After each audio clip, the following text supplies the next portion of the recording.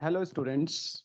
इस वीडियो में हम कॉरपोरेशन टैक्स में आने वाले चेंजेस के ऊपर डिस्कशन करेंगे जो कि फाइनेंस एक्ट 22 से फाइनेंस एक्ट 23 पे ट्रांसफर करने में चेंजेस इस दफ़ा इम्प्लीमेंट होने जा रही है।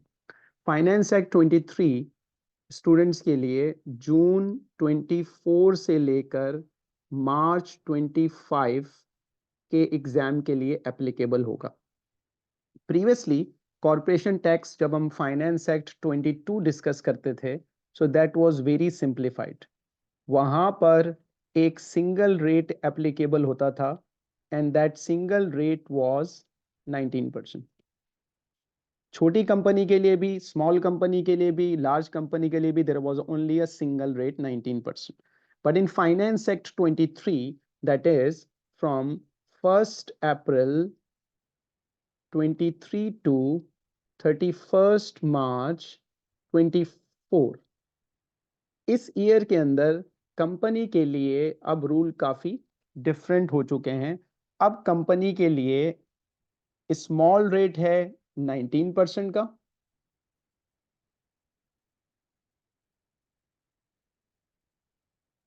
इसी तरह से कंपनी के लिए मेन रेट है 25%। सो अब सिंगल रेट अबॉलिश हो चुका है, खत्म हो चुका है, और अब उसकी जगह स्मॉल रेट और मेन रेट एप्लीकेबल है। अच्छा, स्मॉल रेट हम ये कैसे आइडेंटिफाई करेंगे कि स्मॉल रेट किस कंपनी पे लगेगा? तो उसके लिए हमें ऑगमेंटेड प्रॉफिट कैलकुलेट करना होगा। ऑगमेंटेड प्रॉफिट से हम आइडेंटिफाई करेंगे कि कंपनी के लिए स्मॉल रेट एप्लीकेबल है या कंपनी के लिए मेन रेट एप्लीकेबल है। तो अगर कंपनी का ऑगमेंटेड प्रॉफिट उसकी लोअर लिमिट से ज्यादा नहीं है, lower limit is 50,000 pound for a 12 month period standard. तो अगर ऑगमेंटेड प्रॉफिट लोअर लिमिट या उससे कम है, 50,000 तक है, तो इसका मतलब है स्मॉल रेट एप्लीकेबल होगा। और अगर ऑगमेंटेड प्रॉफिट 2,50,000 से एक्सीड करता है, 2,50,000 या उससे ज्यादा होता है, तो इसका मतलब है मेन रेट एप्लीकेबल होगा। सो हमारे पास लोअर लिमिट अवेलेबल है 50,000 की और अपर लिमिट अवेलेबल है 2,50,000 की।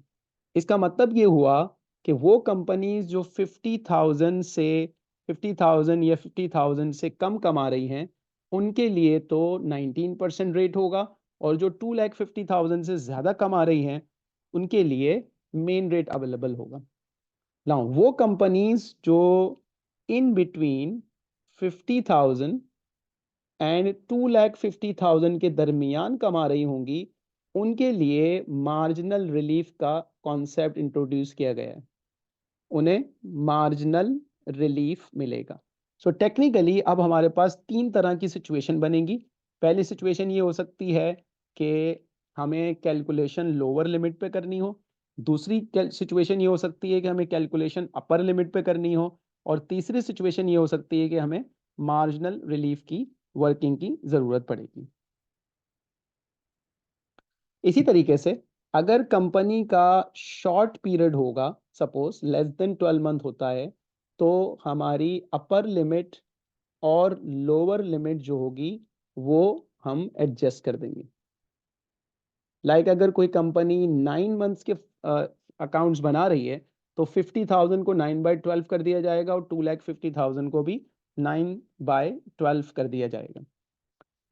नाउ सिंपल सी एग्जांपल पे अगर बात की जाए, फॉर एग्जांपल एक कंपनी का ईयर एंड है 31st March 2024, और उसके पास टैक्सेबल टोटल प्रॉफिट है। टैक्स हम टैक्सेबल टोटल प्रॉफिट पे लगाते हैं, तो टैक्सेबल टोटल प्रॉफिट उसके पास है 40,000 का, और डिविडेंड उसके पास आ रहा है from a non group company 3,000 का। अब उसकी हमें टैक्स लायबिलिटी कैलकुलेट करनी है कि उसकी टैक्स लायबिलिटी क्या होगी। तो यहां पर हमें सबसे पहले ऑगमेंटेड प्रॉफिट आइडेंटिफाई करना है। तो ऑगमेंटेड प्रॉफिट कैलकुलेट अगर किया जाए तो इसका ऑगमेंटेड प्रॉफिट है 40,000 plus 3,000। So augmented profit is 43,000। इसका ऑगमेंटेड प्रॉफिट बन रहा है 43,000 और ये स्मॉल रेट से लोअर लिमिट से कम है। इसका मतलब ये हुआ कि इस बिजनेस को टैक्स देना पड़ेगा। तो टैक्स हम कैसे निकालेंगे? टैक्स निकलेगा TTP, taxable total profit, multiply bye 19%। सो 40,000 का 19% सिंपली लोअर रेट के ऊपर इस कंपनी को टैक्स देना पड़ेगा, which is 7,600। This is the corporate tax liability. इसके बरक्स अगर किसी कंपनी का अपर लिमिट से क्रॉस कर जाता है, सेम एग्जांपल, ईयर एंड हमारे पास है 31 मार्च 2024 और टैक्सेबल टोटल प्रॉफिट हमारे पास आ रहा है 2,40,000 और डिविडेंड हमारे पास आ रहा है एक नॉन ग्रुप कंपनी से 14,000। तो इसका मतलब ये हुआ कि अब हमारा ऑगमेंटेड प्रॉफिट 2,50,000 से एक्सीड कर रहा है, दैट इज 2,54,000। तो एज ऑगमेंटेड प्रॉफिट हमारा एक्सीड कर रहा है, इसका मतलब ये हुआ कि टीटीपी के ऊपर जो हमें टैक्स देना है, तो हमारा टैक्स बनेगा TTP 2,40,000 multiply by main rate which is 25%, and that means 60,000 की टैक्स लाइबिलिटी बनेगी। Now next is in between वाला सिनेरियो हम करते हैं कि अगर for example profit in between हुआ, ऑगमेंटेड प्रॉफिट इन बिटवीन हुआ, तो फिर क्या किया जाएगा? So suppose for example same year and की बात की जाए। Now TTP is 1,80,000 and dividend from non-group company is 24,000 और इसकी हमें टैक्स लायबिलिटी कैलकुलेट करनी है। अब यहां पर जब हम ऑगमेंटेड प्रॉफिट कैलकुलेट करेंगे तो वो ऑगमेंटेड प्रॉफिट हमारे पास आ रहा है 180,000 plus 24,000 is equal to 204,000। It's more than 50,000 and less than 2,50,000। तो ये इन बिटवीन आ रहा है अपर एंड लोअर लिमिट। इसका मतलब है अब हमें यहां पर मार्जिनल रिलीफ का कॉन्सेप्ट अप्लाई करना होगा। अब मार्जिनल रिलीफ का कॉन्सेप्ट अप्लाई करने के लिए हम इसकी फर्दर कैलकुलेशन करेंगे। तो उसके लिए हमारी जो वर्किंग होगी उसमें हम सबसे पहले जो टीटीपी है उसको मेन रेट से मल्टीप्लाई करेंगे, 1,80,000 इंटू 25%, जैसे हम मोर देन अपर लिमिट वाले केस में करते हैं। 45,000 का ये हमारा टैक्स बनता है। अब इसमें से हम माइनस करेंगे marginal relief.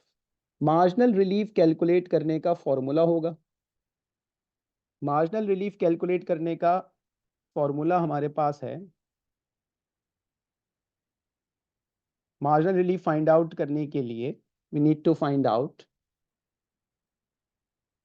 Upper limit which is 2,50,000 minus augmented profit। इसको हमें मल्टीप्लाई करना होगा स्टैंडर्ड फ्रैक्शन से। ये standard fraction tax rates and allowance में हमें गिवन होगा और उस आंसर को हमें मल्टीप्लाई करना होगा TTP divided by augmented profit. अगर किसी सवाल में टीटीपी और ऑगमेंटेड प्रॉफिट सेम हो जाएगा तो जो लास्ट फिगर है multiply by TTP divided by augmented profit ये खत्म हो जाएगी, सिंप्लीफाइड हो जाएगा। स्टैंडर्ड फ्रैक्शन जो है, standard fraction tax rates and allowance sheet में गिवन होगा एंड दैट इज 3/200। सो इस एग्जांपल में अगर हम अप्लाई करें तो अपर लिमिट हमारे पास है 2,50,000 की, ऑगमेंटेड प्रॉफिट है 2,04,000 स्टैंडर्ड फ्रैक्शन है 3/200, टीटीपी हमारे पास है 1,80,000 और ऑगमेंटेड प्रॉफिट है 204,000। तो इस हवाले से हमारे पास जो मार्जिनल रिलीफ बनता है वो बनता है 609। तो अब क्या होगा, 45,000 हमने टैक्स कैलकुलेट किया था, उसमें 609 का हमारे पास रिलीफ आएगा। सो 44,391, this is the tax liability. ये हमारी टैक्स लायबिलिटी बन रही है।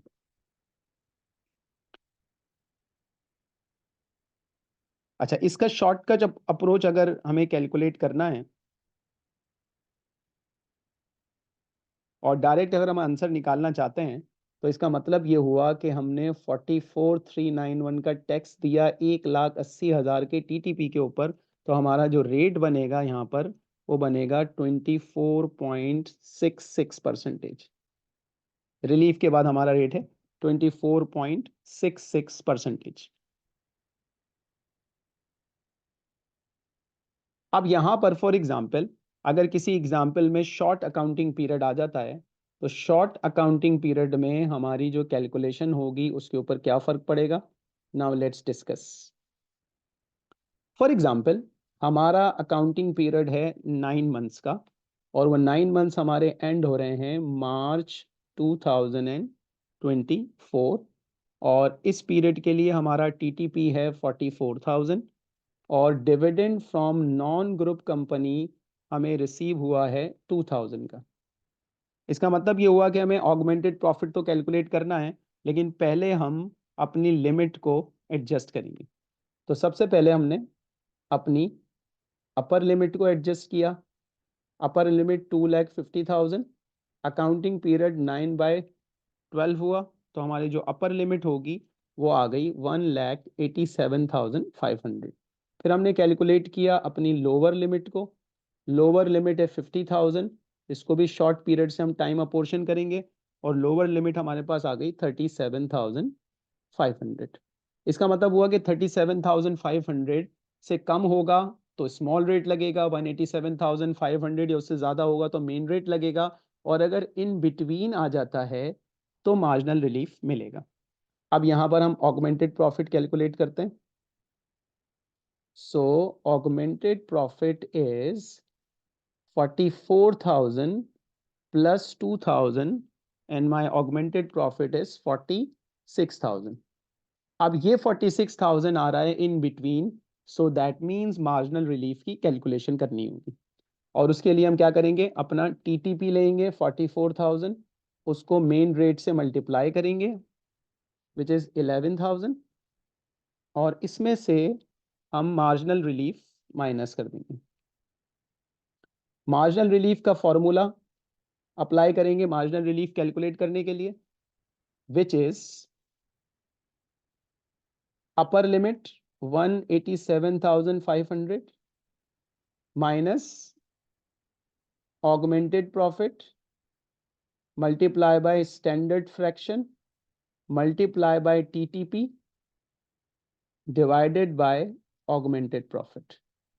सो एज अ रिजल्ट जो मार्जिनल रिलीफ हमें अचीव हो रहा है वो है 2030, और फाइनल हमारी कॉर्पोरेट टैक्स लायबिलिटी बनेगी, corporation tax payable corporation tax liability is 8970।